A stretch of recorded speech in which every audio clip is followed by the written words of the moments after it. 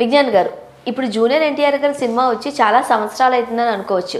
మొన్న RRR వచ్చినా దాని క్రెడిట్స్ అన్ని రామ్ చరణ్ గారే తీసుకెళ్ళిపోయారు, ఆయనకే ఇచ్చారు కూడా. ఇప్పుడు ఆయన కంటే ముందే ఆయన వెళ్ళి అక్కడ హంగామా అంతా డాన్సింగ్ అంతా అయిపోయింది కాబట్టి. సో ఇప్పుడు సోలోగా ఒక హిట్ పడాలి జూనియర్ ఎన్టీఆర్ గారికి, అండ్ రావాలి కూడా. అందరూ ఈగర్లీ వెయిట్ చేస్తున్నారు. నాకు తెలిసి అరవింద సమేత తర్వాత సినిమా లేదని అనుకుంటున్నాను నేను.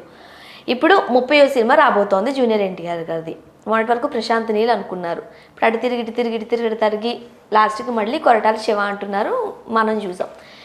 ఇప్పుడు స్టోరీ ఏంటంటే ఎలా ఉండబోతుంది అనేది ఒక మెయిన్ టాపిక్ అయితే, అప్పట్లో పెద్ద రామారావు గారు, శ్రీదేవి గారు ఎంత సూపర్ డూపర్ హిట్ పెయ్యరో, ఇప్పుడు జూనియర్ ఎన్టీఆర్ గారి సినిమాలో శ్రీదేవి గారి డాటర్ జాన్వీని తీసుకొస్తున్నారు అనే టాక్ ఉంది. ఏమంటారు?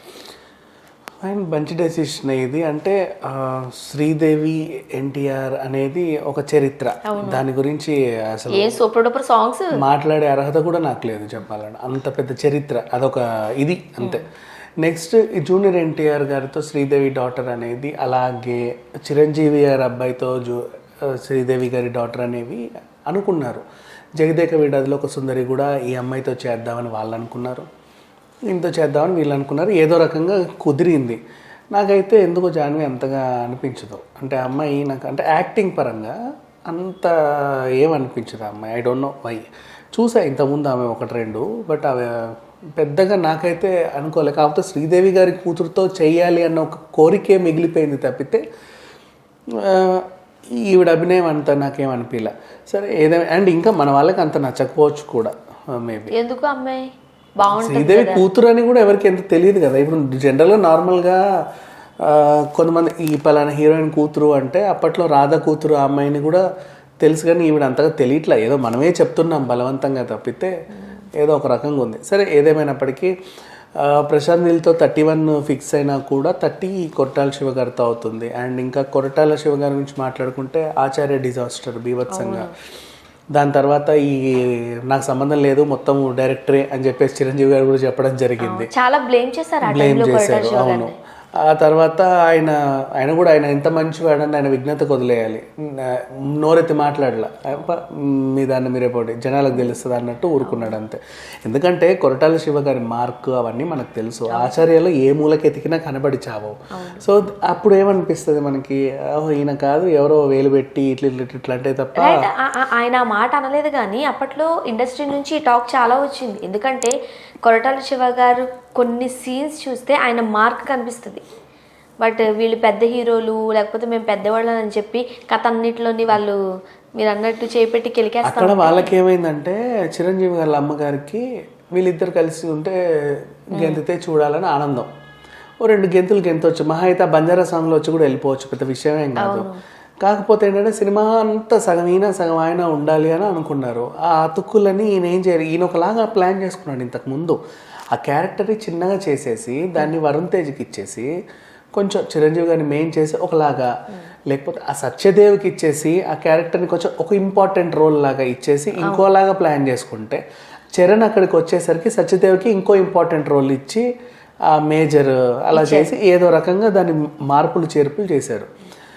సరే ఏదేమైనప్పటికీ అప్పుడు సిద్ధవనం అనేది పెద్ద ఇది కాదంట. స్టార్టింగ్లో ధర్మస్థలి పెద్దది, సిద్ధవనం అనేది ఒక వనం అక్కడ ఆ పక్కన. అక్కడ దాకా సత్యదేవ్ దానికి ఇట్లా ఉంటూ ఏదో చెప్పి వెళ్ళిపోయేవాడు అంతే ఫస్ట్ అనుకున్న కథ ప్రకారం. ఇటు కాస్త ఏమైందంటే ధర్మస్థలి ఎంతో సిద్ధవనం అంతా అసలు దానికి ఆయన దీనికి ఈయన, అసలు 2 రాజ్యాలు. ఏది మన బాహుబలిలో ఆ హలల కుంతల లాగా, ఈ పక్కనేమో ఇంకేదో రాజ్యం లాగా, ఆ పక్కన ఇంకో రాజ్యం లాగా, ఆ రకంగా ఇక్కడ 2 రాజ్యాలు పెట్టేశారు. సరే ఏదేమైనప్పటికీ కథ మాత్రం ఏదో రకంగా అయింది. సరే ఇప్పుడు మనకు దాని గురించి ఎందుకు అంటే, కొరటాల శివ గారి గురించి అట్లీస్ట్ సందర్భం వచ్చినప్పుడు మనలాంటి వాళ్ళైనా మాట్లాడుకుంటే ఇంకో నలుగురికి తెలుస్తుంది కాబట్టి. అండ్ ఇకపోతే ఆచార్యని కొరటాల శివ గారికి అకౌంట్లోంచి మనం తీసేయడం బెటర్. ఫస్ట్ ఆఫ్ ఆల్ అస్సలు దాన్ని పట్టించుకునే అవసరం లేదు. ఆచార్య ముందు కొరటాల శివ గారు లాస్ట్ ఏదైతే ఉందో ఆ తప్పంతా కొరటాల శివ గారి మీద వేయడం కూడా కరెక్ట్ కాదు అని ఇండస్ట్రీ వర్గాల వాళ్ళే ఎగ్జాక్ట్లీ ఎట్లా వేస్తావు అసలు అయినా కూడా అనేసారు కదా. అంతే కదా, అంతా డైరెక్టర్ చేశారు, మీకు స్క్రిప్ట్ సరిగ్గా రాదు, మీరు ముందు బాగుండేది స్క్రిప్ట్ పట్టుకుని రండి అని చాలా పెద్ద పెద్ద మాటలే అన్నారు మళ్ళీ పాపం ఆయన్ని. ఆ పాపం ఎలా తగిలిందో తెలుసా, ఆ అండ్ ఇంకోటి ఆ పెద్ద సెట్ వేయించారు కొడుకుతో తండ్రితో, ఇప్పుడు ఇద్దరితో ఈక్వల్ సెట్ అంటే పెద్దగా చేయాలి. దాన్ని ఏం చేశారు, దాన్ని కూడా క్యాష్ చేసుకున్నారు. కోకపేటలో వీళ్ళ స్థలం ఇక్కడే వేయండి ఏమైందని చెప్పేసి, ఆ రెంట్ అంతా వీళ్ళకే కదా. ఇప్పుడు ప్రొడ్యూసర్ ఇంకెక్కడున్నా ఎవరికో రెంట్ ఇవ్వాలి, ఆ ల్యాండ్ రెంట్. వీళ్ళదే స్టూడియోలో ఆయనదే ఇచ్చుకున్నారు. ఏదో బాగానే కట్టారు కదా, చరిత్రలో మిగిలిపోయింది, ఇది ఇంత అందంగా మళ్ళీ ఏ కట్టడం ఉంటుందో అని చెప్పి అలా ఉంచారు. మొన్న తగలబడిపోయింది. ఏదో ఒక రోజు ఏదో ఒకటి అవుద్ది. సరే, అది తగలబడిన వారానికే మళ్ళీ కొరటాల శివ గారు చక్కగా అనౌన్స్ చేయడం అనేది ఒక ఇంత జనాలకి హ్యాపీ కనపడింది. అంటే పూర్తిగా అది ఒక దిష్టి పోయింది అనుకోండి, ఆ అపవాదు చెరిగిపోయింది అన్నట్టు, దేవుడే తగలబెట్టాడు దాన్ని అనుకున్నట్టుగా రిలీఫ్ అయ్యి ఇప్పుడే నీట్గా వెంటనే హీరోయిన్ బుక్ చేసుకున్నాడు, ఆనందంగా బయటకు వచ్చేసాడు. ఇప్పుడు వీళ్ళిద్దరు జోడి ఏ విధంగా ఉండబోతుంది అనేది ఇండస్ట్రీలో వీళ్ళిద్దరు జోడి ఎలా ఉన్నా హీరోయిన్ ఎవరైనా సరే, నాకెందుకో పర్సనల్గా అమ్మాయి నచ్చదు, కానీ అఫ్ కోర్స్ మేబీ బాగానే పర్ఫామ్ చేయొచ్చేమో ఈ సినిమాలో, ఎందుకంటే ఆయన చేయించుకుంటాడు. ఆ రకంగా చూసుకుంటే కొరటాల శివ గారి మార్క్ ఈ సినిమాలో ఉంటుంది. అండ్ బాలీవుడ్ లో జాన్వీకి మంచి మార్కులే పడ్డాయి, రైట్? అవును, ఎక్కువ లేవు. అంటే చేసిన సినిమాల్లో ఆమె మంచిగా బాగా యాక్ట్ చేస్తుంది. అంటే ఏం చేసిందంటే యాక్చువల్లీ ఎప్పుడు మనీష్ మల్హోత్రా బట్టలు వేసుకొని ఫోటోలో దిగడం 24 గంటలు, రోజుకొకటి. అండ్ కాస్ట్యూమ్స్ ఆవిడకి సరిగ్గా సెట్ అవ్వట్లేదని ఒక ఇది ఉంది. బ్లౌజ్ డిజైన్స్ కానివ్వండి, ఇంకేమైనా కానివ్వండి, ఆ పర్సనాలిటీకి సరిగ్గా కుట్టట్లేదు వీళ్ళు అన్నట్టుగా ఉంది. కుట్టట్లేదు అంటే చిన్న అమ్మాయి కదా, ఈమెకి ఏం తెలియదు, వాళ్ళు ఏది ఇస్తే వేసుకుంటున్నారు అని చెప్పి కూడా జనాలు అన్నారు. అట్లా ఏమీ తెలియని అమ్మాయిని ఇండస్ట్రీకి తీసుకొచ్చి మా మీద రుద్దడం ఎందుకని కొంతమంది అనిపించేంత వరకు ఏంటంటే ఆమెను ఆమెను శ్రీదేవి గారి డాటర్ లా చూడకుండా, ఎందుకంటే శ్రీదేవి గారి ఇమేజ్ ఎప్పుడైతే పడిందో ఎక్స్పెక్టేషన్స్ ఎక్కువ వచ్చాయి. ఇప్పుడు ఆమె కొత్త హీరోయిన్ లానే చూసి ఉండేవి కాదు. జాన్వీగా చూస్తే ఆమె మంచిగానే కనిపిస్తుంది. ఎగ్జాక్ట్లీ, నేను అదే చెప్పాలనుకుంటున్నా. ఎందుకు నాకు ఆ ఎక్స్పెక్టేషన్ అనే దాన్ని పక్కన పెట్టేస్తే, శ్రీదేవి గారితో కంపేర్ చేసుకున్నాం అనుకోండి, అంత అందం జాన్వీలో కనిపించదు. అందము, అభినయం అన్నిటికీ శ్రీదేవి గారే, ఇంకా దాంట్లో ఏమంటాం మనమైనా. కాకపోతే ఏదో కొన్ని ఉంటాయిలే. సరే, ఏదేమైనప్పటికీ ఒక రకంగా చెప్పాలనంటే పేరెంట్స్ ఈ సెలబ్రిటీ ఇది ఏదైతే వస్తుందో అది పిల్లలకి శాపం అని అనుకోవచ్చు. కొన్ని సిచ్యువేషన్స్ మనం అనుకోవచ్చు.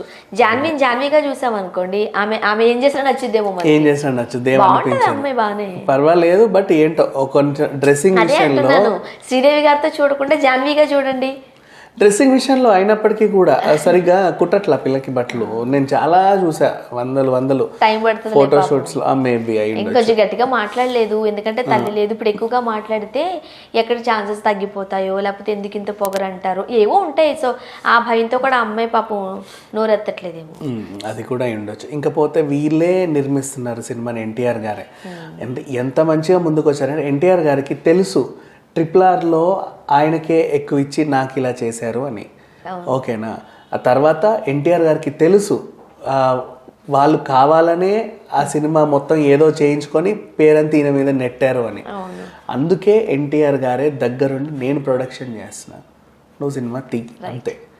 ఇంతకు ముందు ఉన్నదంతా చెరిపోలే. ఆల్రెడీ జనతా గ్యారేజ్లో నిరూపించుకున్నావు. అంతకు ముందు కూడా నీకు నిరూపించుకోవాల్సిన అవసరం ఏంటి? You are the best director, అంతే. కాకపోతే నువ్వు చేసిన తప్పేంటంటే ఎవరో వాకిట్లోకి వెళ్ళి ఇరుక్కుపోయావు, అంతే. అది దాన్ని ఎవరేం బాగు చేయలేరు. కాబట్టి ఏదేమైనా నీ పేరు నువ్వు కాపాడుకుంటే బాగుంటుంది. డిస్టర్బ్ అయింది అనుకో, ఏదో తగలబడిపోయింది నీ ధర్మస్థలి, ప్లెజెంట్గా స్టార్ట్ చేద్దామని చెప్పి రోజుకు అనౌన్స్మెంట్, నీట్గా 30 అనౌన్స్మెంట్ వచ్చింది. అలాగే అమ్మాయి బర్త్డే అంట, ఆమెకి విషెస్ చెప్పారు. ఓవరాల్గా ఫైన్. ఇక నెక్స్ట్ ఈ సినిమా ఎప్పుడు విడుదల అవుతుంది ఏంటి అనేది మనం చూడాలి. మంచి సక్సెస్ అవ్వాలని మనస్ఫూర్తిగా కోరుకుందాం. 100%.